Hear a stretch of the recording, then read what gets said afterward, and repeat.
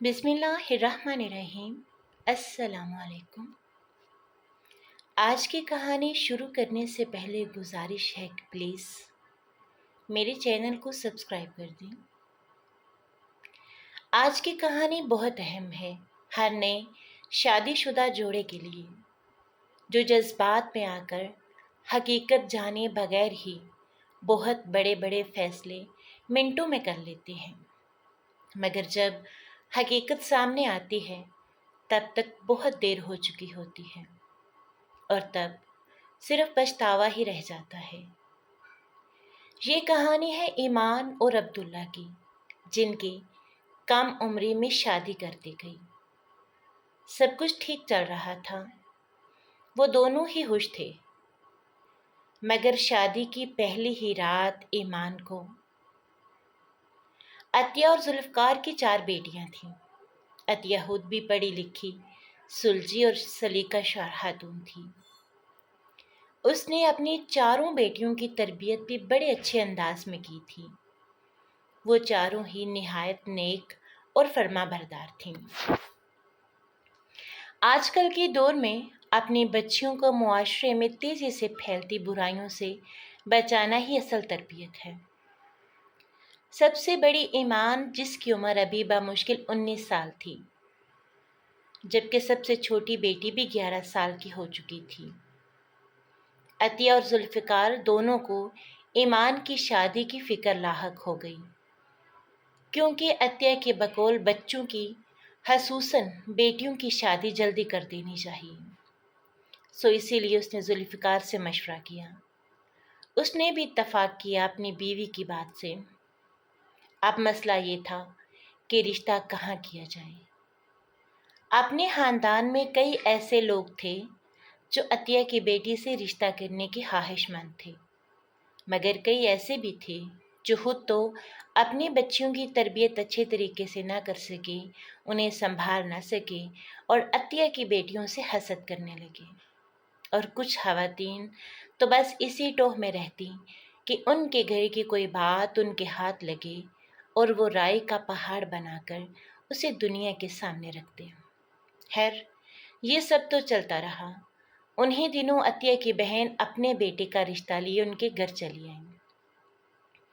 जाहिर है वो अतिया की बहन थी तो अतिया की तरह ही सलीकाशार और रख रखाव वाली थी। उसका बेटा अब्दुल्ला भी 20 साल का था और यूनिवर्सिटी में पढ़ रहा था, जो कि अभी शादी जैसे झंझट में नहीं पड़ना चाहता था। मगर हाला को शुरू से ही ईमान पसंद थी, तो उन्होंने बेटे को राज़ी कर ही लिया, क्योंकि वो ईमान को ही अपनी बहू बनाना चाहती थी।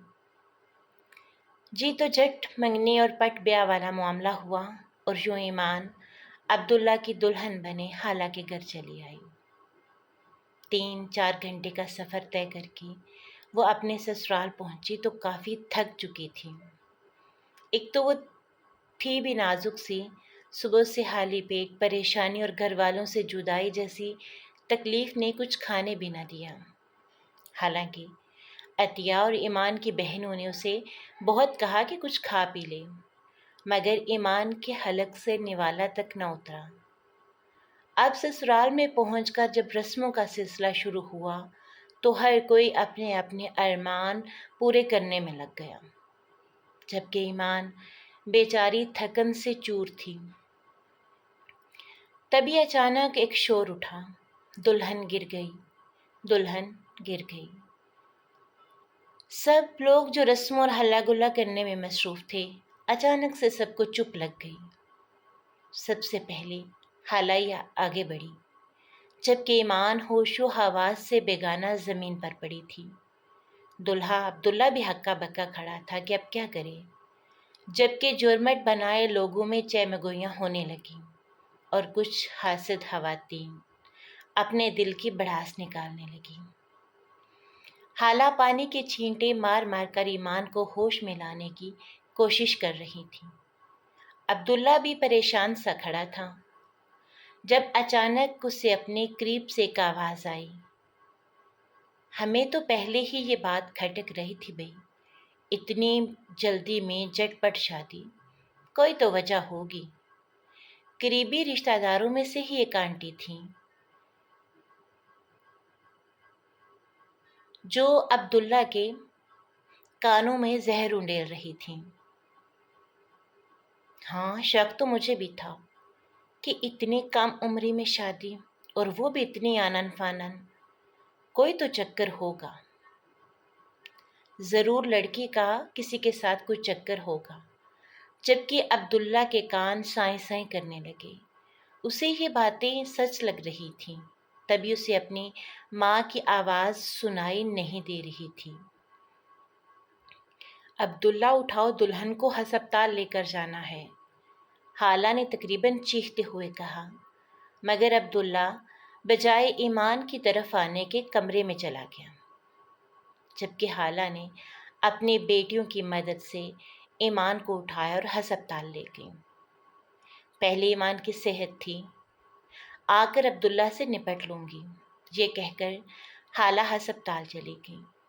تقریباً 1 گھنٹے کے بعد ایمان کو ہوش آیا تھا۔ ڈرپس لگنے سے کافی حد تک طبیعت بحال ہوئی تو وہ شرمندہ شرمندہ سے اٹھنے کی کوشش کرنے لگی، مگر خالہ نے اسے لٹا دیا اور پیار سے اس کے بال سہلانے لگی۔ ایمان کو بے اختیار اپنی ماما یاد آ گئی، وہ رونے لگی۔ ڈاکٹر نے بتایا کہ کمزوری اور تھکن سے بی پی ڈاؤن ہو گیا تھا، کوئی خطرے کی بات نہیں ہے۔ تھوڑی دیر بعد وہ لوگ گھر پہنچ گئے۔ ایمان کو اس کے کمرے میں چھوڑا تاکہ وہ فریش ہو جائے اور کچھ کھا پی لے، اور خود خالہ عبداللہ کے سر پر پہنچ گئی، جس نے ایمان کا حال تک نہ پوچھا تھا۔ وہ منہ پھلائے چھت پر بیٹھا تھا، خالہ بھی اس کے سر پر پہنچ گئی۔ ہاں بھائی، تم بتاؤ، تمہیں یہ کیا بیماری لاحق ہو گئی اچانک سے، جو یوں سب سے لاپرواہ چھت پہ پڑے ہو؟ اماں، دیکھیں، میں پہلے ہی کہتا تھا کہ میں ابھی شادی نہیں کرنا چاہتا، مگر آپ کے کہنے پر کہ ایمان جیسی لڑکی تو چراغ لے کر ڈھونڈو گے نا، تب بھی نہیں ملے گی، میں نے آپ کی بات مان لی اور کر لی ایمان سے شادی۔ مگر یہ جو ابھی سب کچھ ہوا ہے، یہ کیا تھا؟ کیا تھا؟ تم خود ہی اس پر بھی روشنی ڈال دو ذرا۔ خالہ نے بھی آنکھیں ماتھے پر رکھ لیں، کیونکہ وہ اپنے جذباتی بیٹے کو اچھی طرح جانتی تھی، اور پھر وہ عمر کے جس حصے میں تھا ایسا ہو جاتا ہے۔ سیدھا سیدھا بتاؤ، معاملہ کیا ہے؟ پہلے ہی کافی رات ہو چکی ہے، دلہن تمہارا انتظار کر رہی ہے۔ عبداللہ نے بھی جو سنا تھا وہ سب کہہ دیا۔ خالہ نے افسوس سے سر ہلاتے ہوئے اسے کمرے میں جانے کا اشارہ کیا، اور ساتھ تنبیہ بھی کی کہ یہ سب باتیں اب وہ ایمان کے سامنے دہرانے کی غلطی نہ کرے، کیونکہ ایسا کچھ نہیں ہے۔ پر اماں، وہ سب جو آنٹی کہہ رہی تھی، ارے کہہ دیا نا، جاؤ بھی، صبح بات ہوگی۔ اور ہاں، یہ بات ذہن نشین کر لو کہ تمہاری ماں تمہاری زیادہ ہے رہا ہے، نہ کہ وہ آنٹیز۔ عبداللہ کی سمجھ میں اس وقت تو پتہ نہیں کچھ آیا کہ نہیں، مگر گزرتے وقت نے اسے سب سمجھا دیا تھا کہ اپنے والدین سے بڑھ کر کوئی خیرخواہ نہیں ہوتا، اور نہ ہی کم عمری کی شادی کسی غلطی کا خمیازہ ہوتی ہے، بلکہ اسے سمجھ آ گئی تھی کہ بروقت شادی بچوں کو بے راہ روی اور کئی بری عادات سے بھی بچاتی ہے۔ اپنی پہلی بیٹی کی پیدائش پر ہی عبداللہ نے سوچ لیا تھا کہ وہ اپنی شریعت اور مذہب کے مطابق بالغ ہوتے ہی اپنی بچی کی شادی کر دے گا۔ آپ کس حد تک عبداللہ کی بات پر ایگری کرتے ہیں؟ کمنٹ میں اپنی رائے ضرور بتائیے گا۔ ملتے ہیں پھر کسی اچھی سی اور سبق آموز کہانی کے ساتھ۔ اور آپ کو मेरी कहानियाँ कैसी लगती हैं ये भी बताइएगा।